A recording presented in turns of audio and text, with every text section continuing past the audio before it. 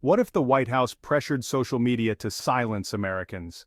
Parents, doctors, and citizens questioning the government. It's documented in court records, happening now. Senator Hawley exposed this collusion to censor free speech. Let's start with something simple.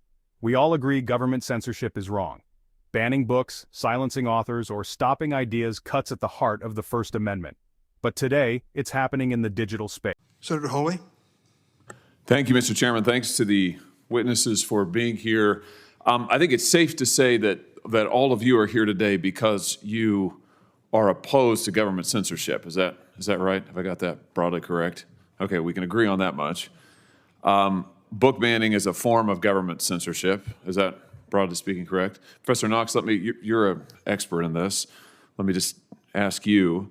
Book banning is a problem under the First Amendment because it's the government telling private individuals, authors, what have you, what they can and cannot write, telling the public what they can and cannot read. Is that, broadly speaking, correct? Yes, that's correct. So now, what if the books were digital only? Could the government ban them then? So no hard copies, no physical copies, it's just digital books. Could the government engage in book banning then under the First Amendment? No problem. No, that's about a format of the particular book, and that really doesn't matter when it comes to whether or not government is banning a book. Okay. Recently, the Fifth Circuit Court of Appeals ruled in Missouri v. Biden. What they uncovered is chilling. The court found the White House actively coerced major social media platforms. They pressured, threatened, and demanded certain speech be erased.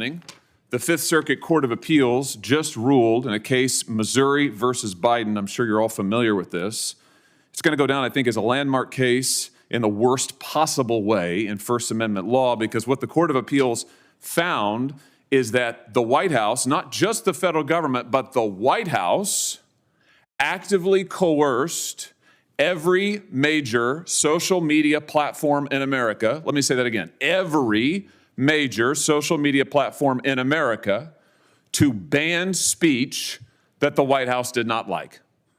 What are we talking about here?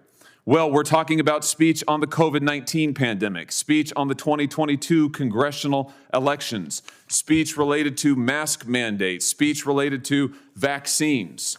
What did the White House do? Well, over a period of years, they met with, on a regular basis, the leaders of social media companies and demanded that the speech they did not like be taken down. They further demanded that these same social media companies amplify the White House's speech. Amazing. So take down all of this speech that we don't like, amplify our own speech. Unbelievable. What kind of speech are we talking about?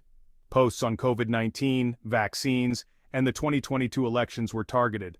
This wasn't free speech, it was government propaganda. It wasn't just public figures. Regular people like you and me were targeted too. Parents in Missouri had their posts removed for wanting mask-optional schools. Others criticizing Dr. Fauci faced account suspensions. The federal government told big tech to silence parents, voters, and Americans. This is the government overreach our founding fathers warned about.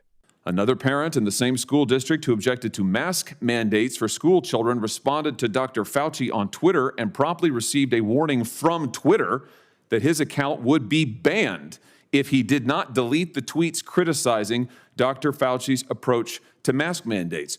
These objections, amazingly, this censorship was taken at the direct behest of the federal government, the direct behest of the Biden administration. Professor Knox, is this a violation of the First Amendment? Only a judge can make that determination. And a judge has. I'm glad you said that. Multiple judges. The district court, federal district court, said there was a direct First Amendment violation. Court of Appeals unanimously, three-judge panel, unanimously said direct First Amendment violation. I can't think of another time in American history when the President of the United States, and I say that advisedly because the record reflects that White House officials were sending emails and communications to these companies saying that the President himself wanted the censorship. This isn't just about politics, it's about the Constitution. The First Amendment protects speech, especially speech the government doesn't like. If the government can force tech companies to censor parents, what's stopping them from silencing you? So you've got the government doing exactly what Professor Knox said is not permitted under the First Amendment, directly coercing the speech of private parties, and not just one or two authors, but parents all across the country. Unprecedented in the history of this nation. So I'm glad we're having this hearing today. I hope that we will have more like it to expose the censorship happening at the highest levels of our government. Mr. Chairman, I'd ask that this opinion, this judgment by the Fifth Circuit, Missouri versus Biden, be entered into the record in full. This level of coordinated censorship is unprecedented and dangerous. Censorship is un-American. It's unconstitutional. If we don't stand up now, history will remember this as a dark chapter for our democracy.